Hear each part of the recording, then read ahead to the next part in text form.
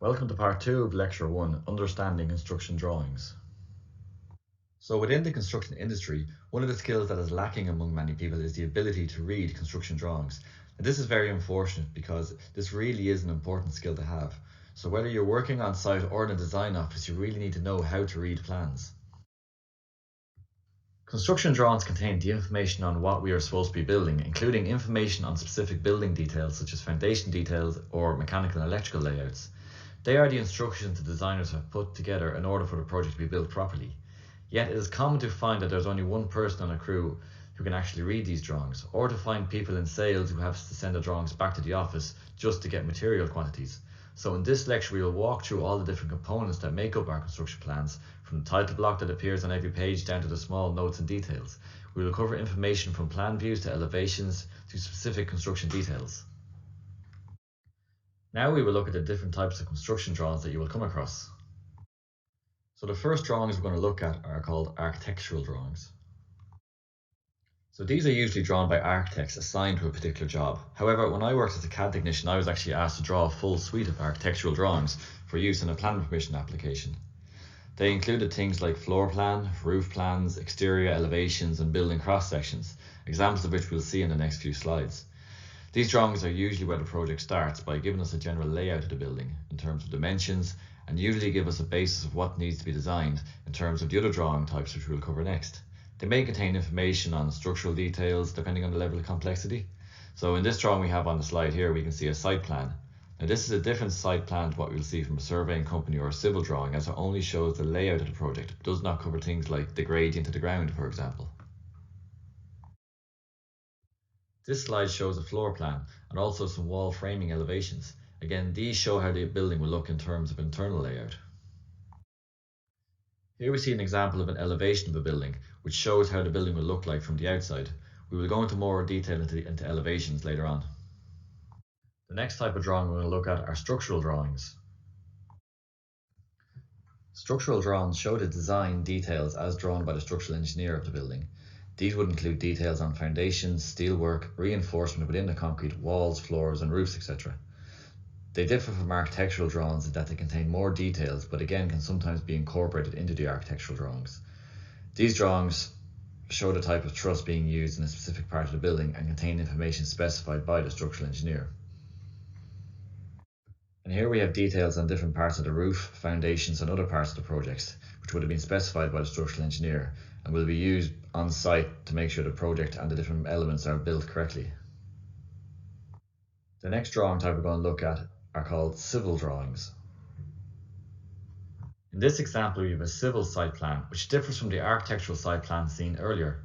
Civil site plans show information about ground conditions, grading and drainage, landscaping, underground utilities and many other site details, both existing and planned. They are generally produced by a civil engineer, and these drawings are intended to give the user a clear picture of all the things related to the site itself, as opposed to the structure that is going to be built on the site. The final type of drawing we'll look at quickly is MEP, which stands for Mechanical, Electrical and Plumbing, and are mostly used by building engineers or building service engineers. The mechanical part of the MEP discipline is about HVAC systems, as shown here. HVAC stands for heating, ventilation and air conditioning. They are typically used by the HVAC contractor to lay out and install their work.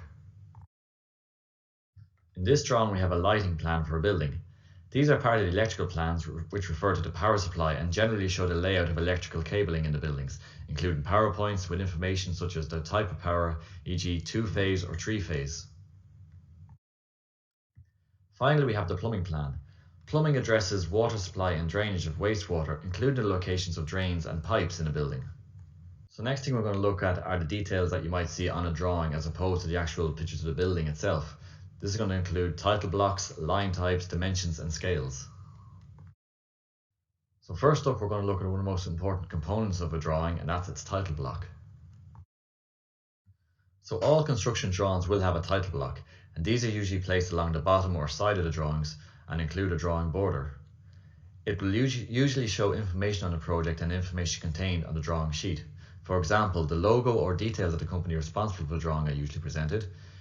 You would usually see information such as project title, drawing title, issue date, drawn by, approved by, and checked by, scale, and drawing revision numbers. Some title blocks may show more or less information depending on the complexity of the drawing and what standards they are using. The importance of the title block cannot be minimized as it includes all the information which enables the drawing to be interpreted, identified, and archived. For manual drawings, make your text as neat as possible, keep it in uppercase and the same height throughout the drawing, which can be done using guidelines. On this screen you can see the quick result of a Google search for title block, which shows all the different variations out there. Each company would develop and use their own title block for their own construction drawings. So here we have an example of an A3 title block. This is the title block which you will be using during this course. You can see that each element has a specific position within an overall border, and the border itself is a rectangle located 10 millimeters from the edge of the page. In a later exercise you'll be asked to draw this exact title block. Another very important aspect of construction drawings are line types. So here we can see the different types of line types which are used. Construction lines are drawn at a light shade and are used to help position different views relative to each other. We will cover this and other line types in more detail in further lecture. One of the things that sets construction drawings apart from simple illustrations is the fact that they are drawn to scale. This means that every line on the page that represents an element in the building, like a wall or a door or a window, can be measured on the page itself to find out what size it's going to be in real life. The designer simply takes the real life structure and has shrunk it down to size while keeping everything in proportion. Now this allows us to do things like measure the size of rooms or driveways or anything else in the project right on the sheet itself. All we need to know in order to make this work is how much the designer has shrunk things down, and we will always be able to find this information on each page in a legend or in the title block. Again, this is why one of the key pieces of equipment required for this module is a scale ruler, so make sure you get your hands on one as soon as possible. So here's a quick example of how a scale ruler works. On the sheet here we can see a drawing of a floor plan. The floor plan has been scaled to 1:100. So I've superimposed a scale ruler at the right scale, surprisingly, onto the drawing. So we know the distance between grid lines 1 and 2 is 3.5 meters and between 2 and 3 is 3.4 meters, but the distance between grid line 3 and grid line 4 is missing. So what we can do now is actually use our scale ruler to work this out. So what we do is actually line up the ruler, the start of the ruler, which is a 0 reading at grid line 3, and thus measure, then count along on the scale till we get to the grid line 4. As you can see on the scale ruler, each whole number increment is actually 1 meter, so it goes up in 1 meter, 2, 3, 4, and 5. So grid line 4 lines up with more or less with the number 5. So from this example we can see then that this distance here is 5 meters. Now we will go into some more detail on the type of views which we touched on briefly earlier in this lecture.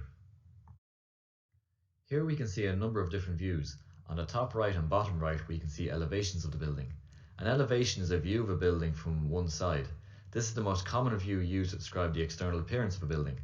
Each elevation is labelled in relation to the compass direction it faces. For example, looking towards the north you would be seeing the southern elevation. This is why we have north, south, and east, west elevations. Buildings are rarely simply rectangle shapes. So typically elevations may show all the parts of the building that are seen from one particular direction only. Floor plans can be seen along the left side of the screen. A floor plan is the most fundamental architectural diagram, a view from above showing the arrangement of space in the building in the same way as a map, but showing the arrangement at a particular level of a building. They usually show the position of walls, doors, windows, furniture, and other things depending on the level of detail required. In the center of this screen, on the right hand side, we can see a section through the house. A cross section, also simply called a section, represents a vertical plane cut through the object. In the section view, everything cut out by the section plane is shown as a bold line, often with a solid fill to show the objects that are cut through, and anything seen beyond generally is shown in thinner line. Sections are used to describe the relationship between the different levels of a building. On this slide we can see plans which show us the overall position of the building and other elements relative to the plot of land being worked on. We also have isometric and perspective views. These are simply ways of representing a three-dimensional object, keeping the element to scale and showing the relation between several sides of the same object. We will cover these drawing types in more detail in another lecture, and you'll be asked to complete a number of these views as part of your continuous assessment of this module. So next we will look at reference points, which we'll always find on construction drawings. In this drawing we can see a floor plan of a building. You will notice that there are vertical and horizontal lines present here. These are referred to as grid lines and are used to identify the location of different elements of the construction project. The vertical lines are always numerical, so 1, 2, 3, and 4, while the horizontal are always alphabetical, so A, B, C, and D. In this drawing, if you were asked to locate the corner of the outer wall of the stairway on the left-hand side of the building, you use a grid reference, so in this case we would locate it at 1D. We can also see another type of symbol down here. This is a symbol which identifies where the section is taken from. So the information provided here should give you a basic understanding of the layout of construction drawings. As part of the exercise for this class, you'll be asked to do 2 exercises. Again, full details will be given on a separate handout attached to Brightspace. You can now use the rest of your time to work on those few exercises. If you have any questions, just send me a quick email and I'll get back to you as soon as I can.